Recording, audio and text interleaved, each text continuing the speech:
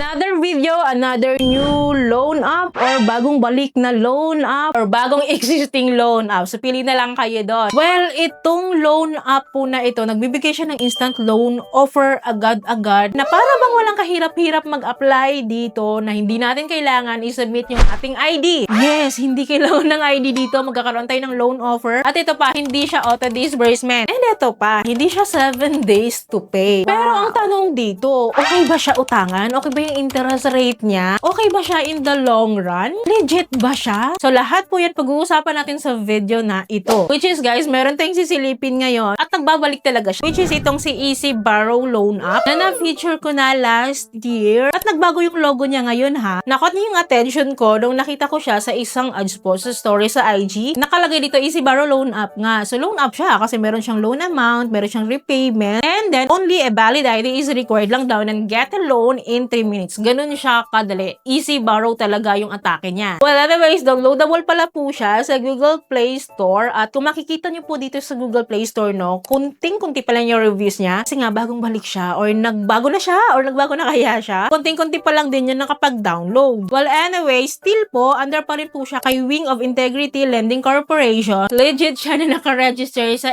SEC website under sa list of recorded online lending platform. And guess what? Ang kapatid niya dun ay si Benny. Nakilalang-kilala nating lahat. Nakilalang-kilala nating lahat na. Basta yon. But anyways, no, hindi kasi maganda yung nagiging experience ko dito kay Easy Borrow. Last time na sinilip ko siya kasi mataas yung interest rate niya. So dahil siguro doon, kaya nawala siya. At nawala talaga siya last year nung last time na sinilip ko siya. Actually, parang every January siya nagpa-pop up. Kasi hindi na rin naman talaga siya. To be honest, hindi na rin talaga siya bago. Matagal na rin tong loan app po na talaga na ito. So, hindi naman siya nagpapalit ng pangalan, pero nagpapalit siya ng logo. Nanonotice natin siya palagi kasi nga, na-feature ko na po ito. Well, nakalagay po dito sa Google Play Store ads niya, no, borrow with ease daw. And then dito sa baba, no, zero service fee daw siya and then simple requirements lang. Magpapautang daw siya ng up to 20,000 pesos. So, malalaman natin yan mamaya kapag nag-apply po tayo. And guys, so makikita nyo dito, bagong-bago lang siya, no, this January 2026 lang talaga siya. Bumalik na release at nag-update. So, bagong-bago, bagong balik. Well, anyways, before I start, disclaimer lang muna tayo. This video is obviously not sponsored. This is just my personal experience po na gusto ko siyang i-share sa inyo para mabigyan ko kayo ng tamang expectation. Ngayon, nagbabalik nga po si Easy Borrow and available siya sa public. Well, by the way, if you are new to my channel, nagre-review tayo ng different loan apps or online loan services that we can download online, legit man or hindi, new man or existing. Sinisilip ko po yan at sinusubukan ko po mismo. Nagbibigay po tayo dito ng legit tips, reviews, and recommendation on what OLAs or online loan apps to avoid. Kaya kung gusto mo yung mga itong mga videos, you can consider subscribing at i-click mo yung bell button para lahat ng videos ko is updated and notified po kayo. Well guys, in-install ko po yung app and then upon opening po, no, ito yung bubungad sa atin, yung kanilang notice po or permission agreement po na kailangan daw natin i-agree. Well, meron namang choice to deny pero kasi kapag i-deny natin yan, hindi ako makakapag-proceed sa application. Kaya nga, no, kung bago ka pa lang dito at wala ka pang account dito, no, panoorin mo muna tong video na to before trying para ma-share ko sa'yo yung full details. Well, in-agree ko po siya and kung makikita nyo naman, no, dito po is meron siyang loan amount na up to 10,000 pesos. Sa kanila sa ads niya, no, iba-iba yung mga ino-offer niya pero sabi ko nga sa inyo, dito na natin malalaman kapag sinubukan na natin yung application or yung app po nila. Dito po, for first timer, in-offer niya tayo ng loan amount of 10,000 pesos. Guaranteed ba? Of course not. Hindi po guaranteed ito. A-applyan natin kung eligible po tayo. So anyways, click natin tong apply now. And then here guys, we need to enter our mobile phone number and then magpapadala po sila sa atin ng verification code. Click lang natin yung get para masendan tayo. And then after nito, login lang tayo. And then facial recognition agad yung atake nila dito. Ganun lang pala talaga kadali mag-apply dito. Facial recognition agad. So magsi-selfie lang tayo dito. Sundan lang po natin yung instruction and then right away po, bumalik siya sa pinaka-homepage niya. I need to click again yung apply now. Dito po nag-credit evaluation na po sila sa akin kung magkano yung kanilang loan offer. And guys, guess what? Ang nakalagay dito sa product listing nila, sa mga product offers po nila, is si Benny. O, diba? Ang bonggang-bongga nito. So, parang iisa din sila, no? Kasi bakit may Benny tayo mga choices dito na naka-alphabet? Well, guys, eto, madami silang loan offer. Parang loan as you want po dito, no? Kasi depende yun kung ilan yung i-grab mo dito. But anyways, magta-try tayo ng kahit isa lang po dito. Let us try Benny M. Click lang natin tong cash out, guys. And then dito po, huwag kayong mag-alala. Transparent naman dito si Benny M, no? Kasi nagpapautang siya sa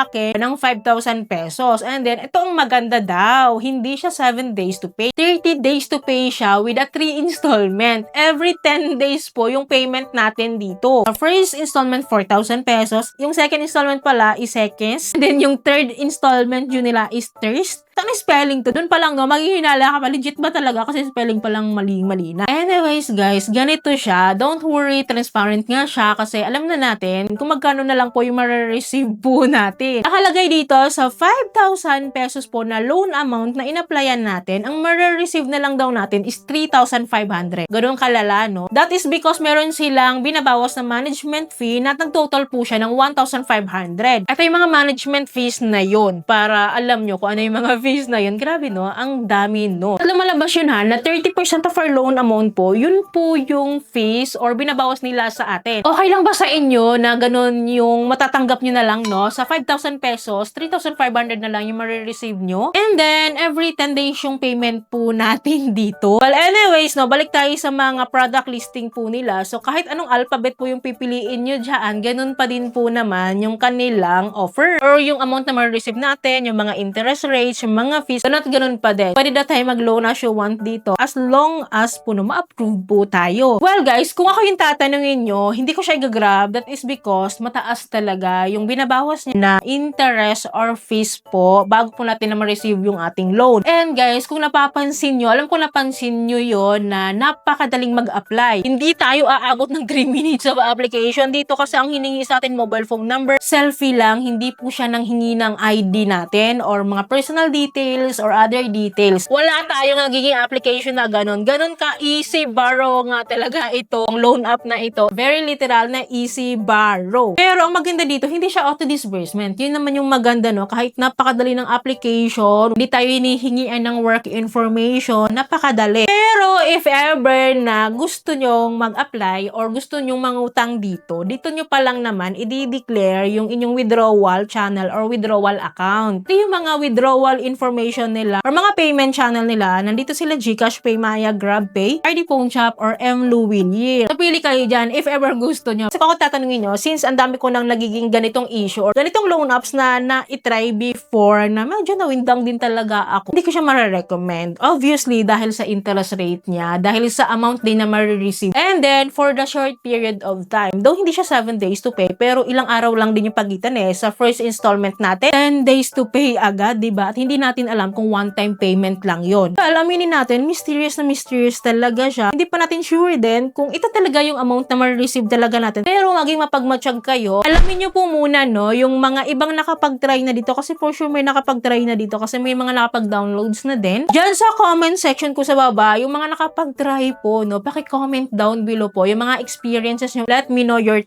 thoughts po. Well, anyway, sa mga gusto nga pong mag-try dito, guys, please, pag-isipan yung mabuti. Kasi na-share ko naman sa inyo yung mga information na dapat yung malaman dito. Wala akong magagawa kung gusto nyo pa rin siyang subukan. Pero please, pag-isipan nyo pong mabuti. Don't worry, palagi naman po akong mag-a-update sa inyo. Kaya dapat po nakasubscribe po kayo at i-click nyo yung bell button para lahat ng videos ko is updated and notified po kayo. So yun lang po. Thank you for watching this video. See you on my next video. Bye!